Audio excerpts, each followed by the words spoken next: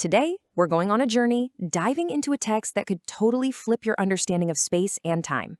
It suggests the future isn't some fixed destination we're headed for, but something we're literally building second by second right now. Let's get into it. We all grow up with this idea that time is a one-way street, right? It just flows in one direction, past, present, future. But what if that's not the whole story?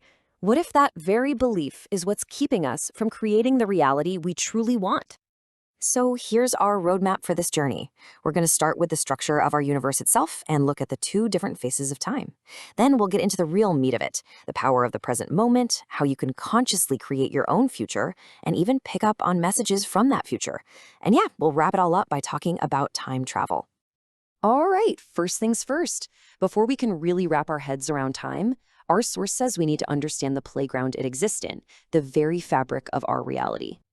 So get this. The text we're exploring suggests that our familiar 3D world is just the tip of a much, much bigger iceberg. It argues we actually exist within an 11-dimensional space. And these other dimensions aren't galaxies away. They're right here, all around us, just vibrating at a frequency our senses usually can't pick up on. And in this bigger 11-dimensional model, space and time aren't really separate.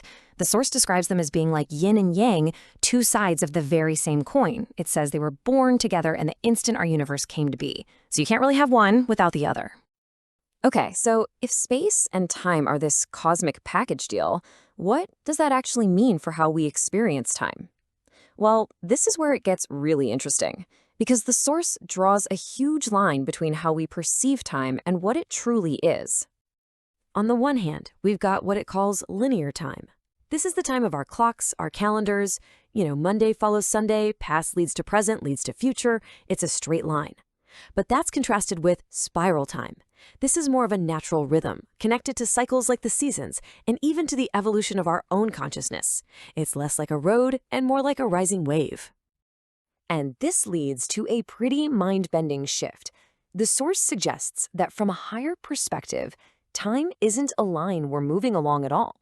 Instead, it's felt as a constant flow of energy, an eternal, always moving present moment. So if the present moment is the only thing that's truly real, well, that's a huge deal. It means that's where all of our power is. This brings us right to a core concept from the source, how we can unlock the incredible potential that's hiding in plain sight, right here in the now. To help us visualize this, the source offers a really cool metaphor, the time cone. Just picture two cones, like ice cream cones. One is pointing down, the other is pointing up, and they meet right at their very sharpest point. That single, tiny point where they touch, that's the present moment. Now, that bottom cone, the one pointing down, that represents your entire past. Every single experience, every memory, every emotion, every choice you've ever made. It all funnels down and converges into that one single point, creating who you are in this exact moment. And here is where it gets incredibly empowering. From that one little point of now, the top cone opens upward and outward into a massive, infinite field of potential futures. It's not one set path. It's an entire spectrum of possibilities that you get to choose from and create. So, this is where we move from theory into real practical stuff. If the future is just an open field of potential, then we are not just passengers on this ride, we're the creators. So, how do we actually do that? How do we consciously pick the path we want? The source gives this creative process a very specific name, Conversion 1221. Now, it doesn't really get into the specifics of the numbers, but it defines the term as the actual process of consciously choosing and then creating your desired timeline. It argues we're all doing this subconsciously anyway. The trick is to learn how to do it on purpose. So, how does it work? Well, the text lays it out in 4 steps. First, you have to become fully present, right here, right now. From that place, you simply observe your past patterns, not to judge them, just to see what they are. Step 3 is to visualize in detail the best possible future you can imagine for yourself. And finally, you start taking actions, however small, that are in alignment with that new vision. Now, the source material says this is way more than just positive thinking. It makes a pretty bold claim that this process actually works at a fundamental sub-quantum level. The idea is that by holding that clear vision, you send out a signal, and the universe itself literally starts to reorganize the future to match the timeline you've chosen. So if we're creating our future, are we doing it all by ourselves? The source material suggests nope. It proposes that we're actually getting guidance from a pretty surprising place, our very own future self. The concept is pretty wild. It goes like this. The version of you who is already living on your best, most optimal timeline, they can see the path that got them there. And that future self is constantly sending information and little nudges back through time to your core consciousness in the now, what the text calls your I am presence, to help steer you toward the best choices. You ever get that bizarre feeling of déjà vu? That moment where you'd swear you've lived it before? Well, the source offers a pretty mind-blowing explanation for it. It's not a memory glitch in your brain. It's actually a piece of information coming back from a future timeline.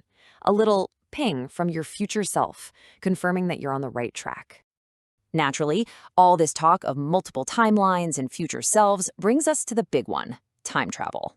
So let's look at what this source says is actually possible and what's just the stuff of movies. First off, forget everything you've seen in sci-fi.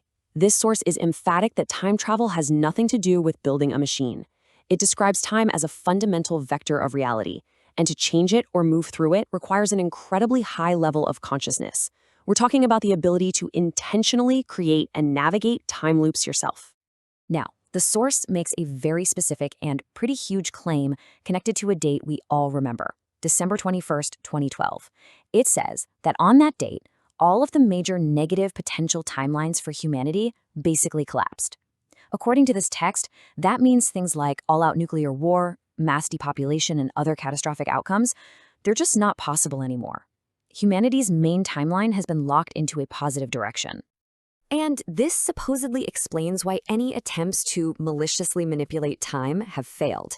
The source claims that to travel through time, your consciousness has to be at the same level at your entry point and your exit point, and that's something you just can't fake. It says that attempts by groups it calls the Cabal have flopped because, frankly, the true mechanics of how timelines work are just way beyond their grasp. So, when you boil all of this down, it comes back to one crucial point. If the past is just a collection of memories influencing this moment, and the future is a wide open field of potential, then the only point of real power you will ever have is right now. This whole framework leaves us with one simple, powerful question for you to take with you.